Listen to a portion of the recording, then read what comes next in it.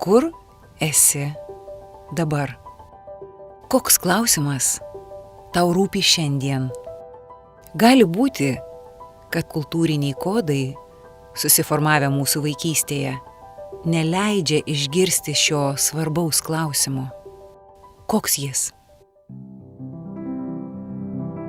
Sveiki atvykę į gyvosios estetikos parodą. Tai galimybė susitikti su savim ir rasti atsakymus į sau svarbius klausimus.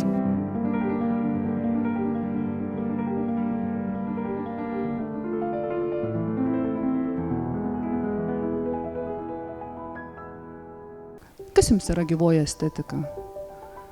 Žodžiai žinomi – gyvoji ir estetika. O ką reiškia šis derinys? Estetika, kurią galima jausti, jinai nėra šalta, nėra muziejinė, jinai nėra tai, kad jinai eksponuojama, kai tavęs nevaržo, tu nesijauti svetimas to aplinkoje, ne tik svečias. Tai nėra vien tik tai, ką mes matom akimis, tai yra kartu ir jausmas. Gal man pirmas žodis, kuris ateina, tai yra būsena. O būsena tai yra taškas, nuo kurio viskas prasideda.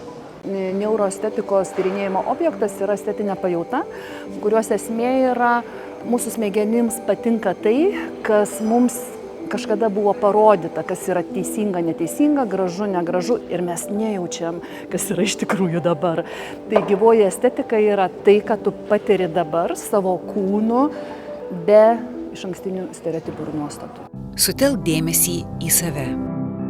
Pasirink, kuris parodos kūrinys tau labiausiai patinka ir jį patyrinėk.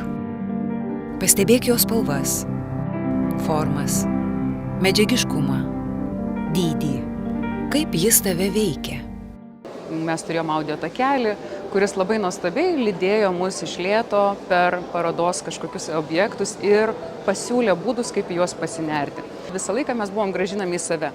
Tai yra vietoj to, kad orientuojami būtume į menininką arba meno kūrinį ir jame bandytume atrasti atsakymą, mes buvom kviečiami dėka to, kas mano viduje vyksta, kai aš žiūriu į meno kūrinį, aptikti, kas aš ir ką tai apie mane sako.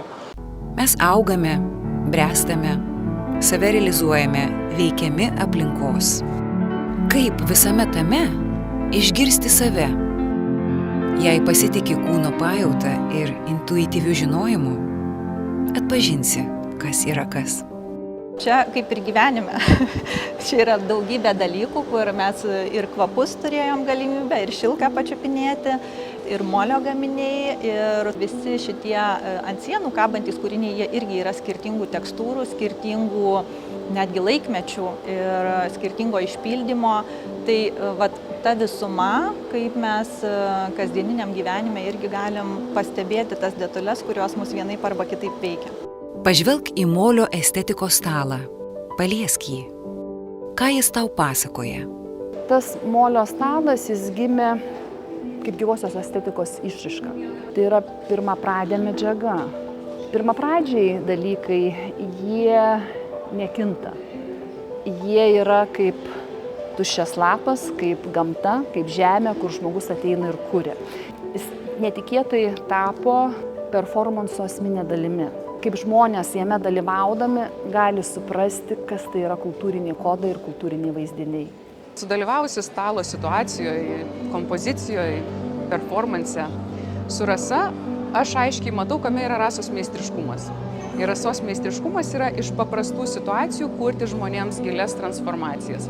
Ir šita situacija atrodo mes apie meną, mes gal apie save, gal apie meną ir save, gal apie autorių, sunku pasakyti apie ką, bet realiai ką matau, kad kiekvienas žmogus, kuris tą stebi ir kuris dalyvauja situacijoje, net pasąmoniniam lygmenyje praeidinėja labai daug giluminių procesų, kurie sugriauna tam tikrus jam personaliai gajus šablonus, tai yra tai, kas mechaniška, ir leidžia užgimti kažkokiem naujiem procesam jo paties viduje.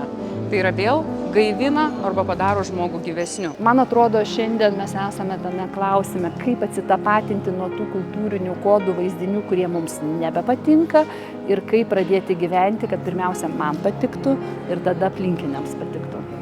Ieškodamas gilesnio ryšio su savimi, surenk pasimatymą su gyvąja estetika. Gal rasis mintis, koks naujas veiksmas tave traukia? kelias tave kviečia.